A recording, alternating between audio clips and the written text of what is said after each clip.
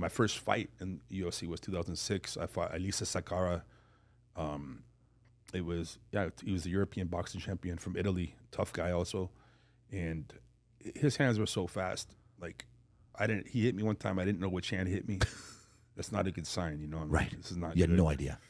So on the ground, I got him with the triangle choke, and it was submission of the night. Ironically, it was at the Staples Arena in Los Angeles, and ironically, This is your first UFC fight. yeah, I got submission of the night. Were you at 205? What was it? Yeah, 205, and I cut later. to 185 later, which might have been a mistake. But Yeah. and you know, they got submission of the night, Dean Lister. Well, that was UFC 60. UFC 61, they started giving cash bonuses. So, you know, I missed out on that 60, 70 grand, but it's okay. Yeah, I got submission of the night. It was great. And then, yeah. But that gave you some cred right away. Yeah, it was cool. It was cool. And then I went. Can you tell me how much you were paid back then for UFC? It was like 10,000. 10,000 per fight? Yeah, and then now you go up to 12 grand, then 14 grand, and then they'll get 20 grand, and then 30. It goes like that. But you start you off at Nowadays, it's got to be. No, back then it was 5-5. Now it's more. Yeah. A 5 to show, 5 to win, so you get 10 grand. And the next one was 6-6 and 7-7, whatever, like that. So I won my first 2 fights. Now they want to renegotiate, so now we're gonna go like 10-10, you know, and then then I lost to Nate Marquardt. He gave me a good concussion with a knee to the head, and that was the fight Anderson Silva. I was right there. I was top 3, top 4, top 2, whatever. And I lost to Nate Marquardt, bad concussion from that fight. He hit me with the perfectly timed knee. I mean, perfectly timed. As I shot down, there's no padding on the knee. His knee going up. Yeah, it was right in the video. bottom of the jaw. It just hit right this, whatever. And I don't recall the rest of the fight. I mean, I finished the fight. Yeah. I was sluggish. He knocked me out again. I finished on my feet. But And you didn't even get knocked out on that. No, well, concussion, I don't recall. Good Lord. I saw the whole fight. I finished the fight. I do not recall the fight.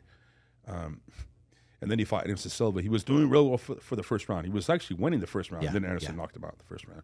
Made one mistake. So tough guy. And then I went my next 2 matches. I got Jeremy Horn again. I beat Jeremy Horn this time by guillotine choke. I beat Yuki Sasaki from Japan. And then I faced Yushin Okami, and that was also my last decision loss. And then I've been focusing on jiu-jitsu mostly. And so now the progression through the UFC, as you got to match number 4 or 5, did the pay go up? It was like 15-15 now. Is that 15-15? Yeah. What constitutes more pay? If you Winning? win. If you win. Of course. Yeah, if you win. So let's say when I lost to Nate Marquardt. No, meaning this. Like, I know if you win, you show up, you get 15. You win, you get another 15. Yeah. But then, okay, we're going to offer you 20, 30, whatever. Yeah, like that. But let's say 15-15, Yeah. 20-20, and now they realize it's like any sports organization. Like you can be out of your contract at 25-25. Before that, they'll offer you 40-40 now. Or, before you ask for 80-80. So they'll actually try to, when your contract's about up, if you're doing well, they'll renegotiate your contract. So that's what they did for me from 5-5. Then we're like, how about 10-10? And then it was like, how about 15-15? Like that. So I was doing well. And then how often were the fights? Like how often did you fight? Twice a year. Twice a you year. can do 3 times a year, but it's not, even do 4 times a year. It's just not recommended for health. Yeah. Also, I wasn't super young. I was already in my 30s. Now kids. I mean, Yeah, people they're start 20. when they're 20, 21. Yeah. It wasn't even available. I mean, it wasn't UFC 1. I guess I could have done it. It just wasn't a thing. Also, there was no real money in it. So now it's just different. So I was already, 34 when I was fighting the UFC. Right. My first fight already. Whatever. And then okay, so then you get towards so they wanted to renegotiate the contract to bring you back. Yeah. What was the highest that you got to?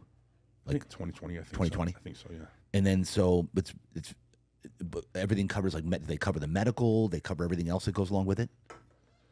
If you get hurt during your fight, yes. If you get hurt during your fight, Anything, yeah. Concussion. If you broke your back, they'll pay for your surgery. Yeah. but otherwise, all of your normal medical stuff is You have to take care of, yeah. you take care of it. Yeah. And then, but then, what I'm assuming here is a lot of these guys they're going to make even more on sponsorships. Back then, yes, you could actually wear Bob's barbershop on your shorts. But then they changed that right around the time I left UFC.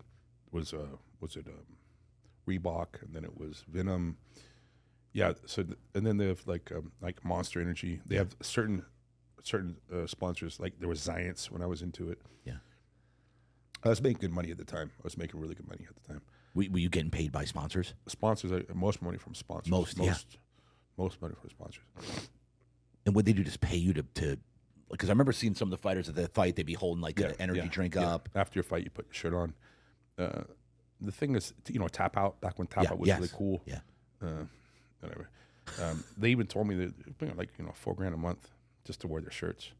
But they told you, you sign a contract, said, hey, we appreciate you. Thank you. By the way, if we ever see you out in public and you're not wearing tap out, like your contract's done. Really? So you have to wear that everywhere, which is fine. At the time was the cool stuff. 2007 around this time. Yeah. Was that one of your sponsors? Yeah, one of them. Tap out. Tap out. Zions was paying me good too. I had a joint care company was paying me real well. Plus I was a world champion teaching around the world. I even spent Korn, the group Korn. Yeah. I went to Europe. I just helped out with security with them, and I would just do a seminar Monday, Tuesday, Wednesday, Thursday, Friday, and sleep on their bus. Wake up like in Paris, or wake up and I'd eat the catered food, go do my seminar, come back at night for the concert, help out the concert a little bit, and sleep. Wake up. We're in Berlin now. I did that for a month. Went to 15 countries. Wow. It was interesting. Actually, you're on the bus with Korn. And I wasn't the head security guy. It was my friend Joshua. I was helping him out. He was my friend. And we were doing some projects involving Jiu Jitsu. He was friends with Tito Ortiz. Yeah. So I have crazy experiences like that, just traveling around the world. I'm very much blessed to do a sport I love to do, that I'm somewhat talented in, and to make it part of my life. And so how did you meet Jocko? Jocko, ironically, I met him when I was 19. He was, I think, 24, probably. He came in, and I was a blue belt already. He came in, and we just hit it off right away. Where were you? Where were you training? At the Fabio Santos gym in Mission Valley. Got it. And now we have our own gym. It's called Victory. Yeah. It's here in San Diego. It's a nice facility. But we've always had the same team. We've changed places, but we've all had the same team. It's me and Jocko primarily. They've just been together for almost 30 years. Wow. Almost 30 years. When did Victory come to? 2007. 2007. That was in Point Loma. Recently, it's a 2-story giant building. It's a great facility. Kickboxing, boxing. We have wrestling. We have jiu-jitsu. We have a lot of mat area. We have it's clean. We have showers. We have a sauna, and it's nice. It's a nice gym. But that's finally that manifested in 2007. Yeah. But 1985, 1986, we were training, and he was a young SEAL. I think probably most people know who Jocko Willink is. Yeah. And he was just... He's known as the SEAL Extreme Ownership book. Yeah, that's him. Like that's him. Yeah. In his thing, there's a video that's called Good. Jocko Good. Yep. And like he told me that when I was going through a breakup. He goes, "That's good." I'm like, what are you talking about? This I was like, I don't know, 1998 or something like that. It's a purple belt, going through a breakup with my girlfriend, my first girlfriend. He's like, "That's good, man. That's good because you can be single now." I'm like, "What do you mean good?" Yeah. That's good.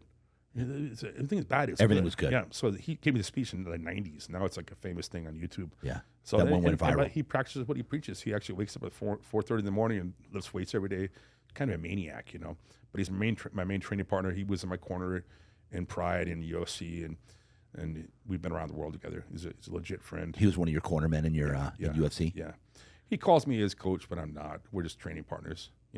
I gave him his black belt, but I'm not his coach. Yeah. He's coached me probably more actually than I've coached him. But we all these kind of true bonds in this sport. Any kind of sport where you get some risk, some blood, some sweat. Yeah. You get some good brotherhood. Oh yeah. It also happens with the fire department or the military. Where you sacrifice together. You're gonna get lasting bonds versus, let's say, the poker club. Yeah. Playing poker together. By the way, I'm not good at that. I'm not good at cards. Maybe that's why I'm talking about this. I don't know about the same bond you get by playing poker with someone as you do doing jiu-jitsu, boxing, or sharing a trench or something like that. Yeah, battle. Yeah, a battle sharing sport. A trench, that's the extreme. Oh yeah. But some kind of sport like that, you get some good brotherhood. And and that's my life now. Yeah. So then Victory came in 2007. Yeah. Who started Victory? Was it Jocko? Me, Jocko, a guy named Brian Sargent, who has moved away, and Joe Menino, who's the head owner of our gym. And we have 2 locations right now. Joe Menino. Yeah, you should meet him one day. I've heard of him several times. From New York. Yeah, I've heard. New York. Some people have told me about him. Like we would hit it off because we're both East Coast guys. You guys would for sure. Yeah. But he was. And how did that come about? Like, you just say, hey, why don't we do our own? Jocko and Brian Sargent met him, and then we just, it was our idea. By the way, it was me and Jocko's idea in the late 90s was to always have a gym like this. And we had a gym called City Boxing. It was just where I was teaching out of. And it was like that, Jiu Jitsu with boxing and kickboxing, and we just wanted to have our own one. But it was better and bigger, so we did that. And so Victory is in the original location, Point Loma. Yeah. There was a fire. Was it last year or the year before? Yeah, that was last year. I think it was February or March last year. Yeah, I was right in the middle. The fire happened. I know. I heard. Yeah, I was there. I got a little smoke inhalation. A little bit. That's why we have a fire in our shirt. Yeah. Look at that. Yeah. But the fire. It says the fire right on there. Yeah. 222. So we're rebuilding, so we're going to have that original location open in about 2 months, 3 months. But we have a separate one here in Claremont. Yeah. Local. Yeah. That's how you and I met. That's right. You and I met through you coming to the wellness center, calling us, right? I think. Or no, you came in. I mattress. came in for a bed. I came in for a bed, dude. Yeah. That's right. Sleep like an angel now. Yeah. That's right. And I remember I recognized you immediately. And I'm like, but I didn't want to be like this. Hey. So I think I maybe looked you up. And, that's right. And because I had a feeling it was you, Dean Lister, because I'd been following the UFC for a long time. Yeah. And then of course I have the wellness center. Yeah. I'm like, bro, why don't you come down for some recovery? And it's right here. And that's getting more important when you get older. Yeah. You feel that stuff working. I know it's good when you're young. It's important, but I don't know, it's just not as noticeable. Also, like eating clean didn't really matter as much when I was young. You could eat bread and train hard. I'm not saying you sugar. should. You could eat I'm sugar. not saying you should, but right. You could have a hangover. I'm not saying you should, but wasn't that? But when you get older, you start realizing like all these little things add up to help you take care of your body a little better. Yeah, and since you've been coming regularly to Real Deal Wellness for like the last month, 3 weeks, 2-3 weeks. Yeah. And so, how you feeling? How's it? You notice a difference in the recovery? Absolutely. Yeah.